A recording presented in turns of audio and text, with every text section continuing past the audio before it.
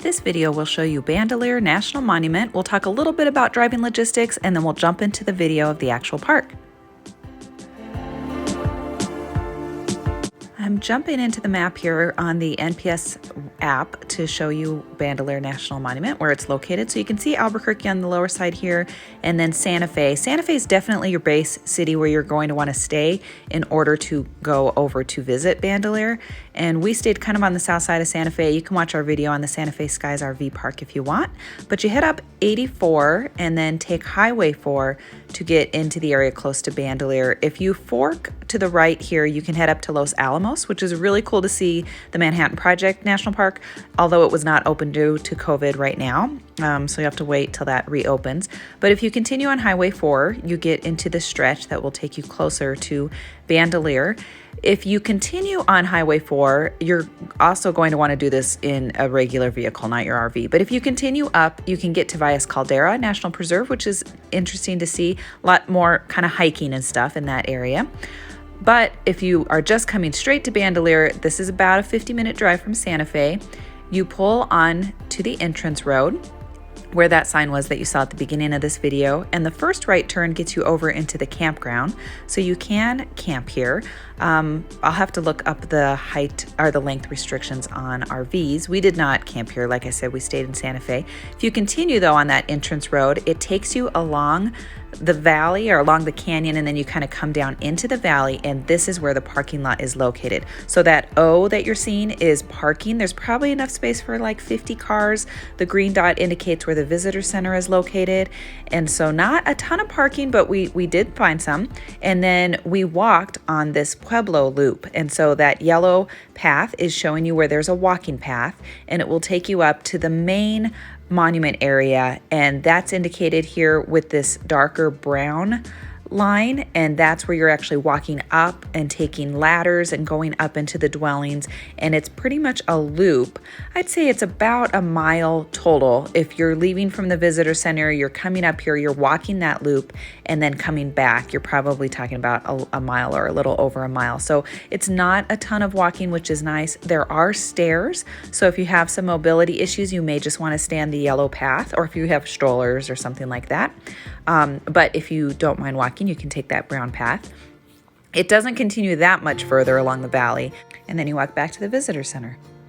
Our first stop was an overlook here for the Frijoles Canyon, and there's just a little bit of limited parking. In general, there's limited parking, not really great for RVs. So if you have a larger RV like we do, you're going to want to keep that back at the campsite and then take a different vehicle to come explore Bandelier. It just gets tight in some spots. You can stay at the campground with a longer RV. I did just look it up. It looks like it is a first come, first serve campground, so you cannot book it ahead of time. They do not have any electrical hookups or water or anything like that, but you can stay here if you're up to 40 foot in length for an RV. So it actually could accommodate a pretty long RV. Once you get to Bandelier though, you could not continue on Highway 4 with a long 40-foot RV into Valles Calderas because it gets too tight and the road is too small. The human history for Bandelier actually dates back 10,000 years ago with the nomadic hunter-gatherers, and then around 1100 AD, the ancestral Pueblo people actually started making their permanent structures, and that's what you're seeing here and what's still standing, and standing pretty well. By about 1500s, they actually kind of moved out of this area. And then in the mid-1700s, Spanish settlers started coming into this area. And in 1880, Jose Montoya of the Cochiti Pueblo brought Adolf Bandelier, who was an archaeologist, over to see this area down here in the canyon, wanting to kind of show off this area and his ancestral people's homelands. And that's how Bandelier, quote unquote, discovered this area. And so it becomes named after the archaeologist, and not so much because he discovered it, but because he really worked to protect it. So he wanted to make sure to ensure that people were not destroying this area and destroying the remains that were here of the ancient dwellings and everything. So he did do a lot to protect it, and that's probably why it's named after him.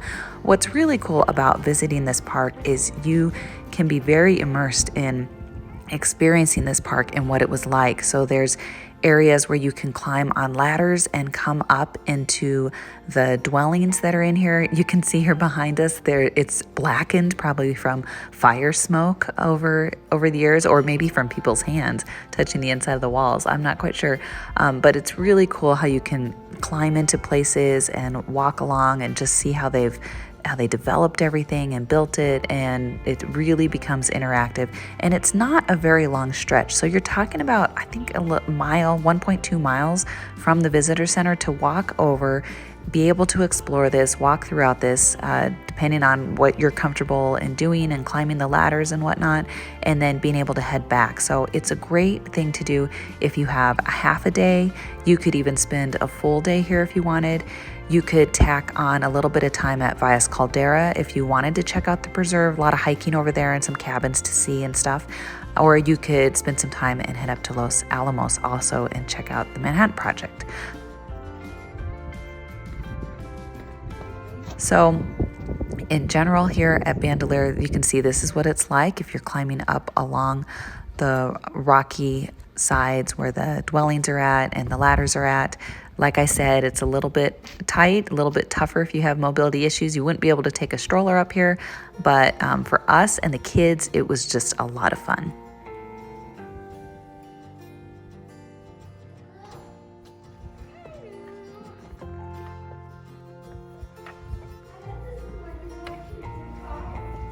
Yeah, we'll put the fire here and then the logs.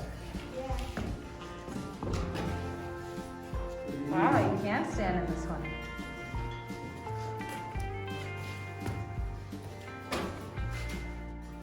What are these?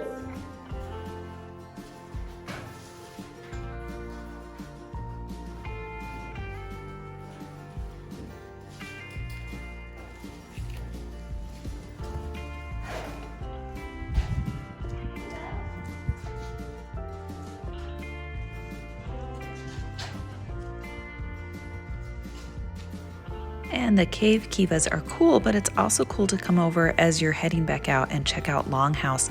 You can see here where there's the divots where the wood post would have come through to kind of add to the structural support. And you're probably looking at least 2 levels of a housing unit over here on this side of the rock that was carved into the rock. Overall, I hope this video was useful to you in seeing why Bandelier National Monument is definitely a place you want to check out if you're going to be in the Santa Fe area. A lot of fun, especially for kids. So if you like this video, please give it a thumbs up. If you want to follow us on Instagram or Facebook, we're at RV Homeschool, and we always have updated stuff on national parks, RV travel, and heading to the national parks with kids. Thanks so much for watching.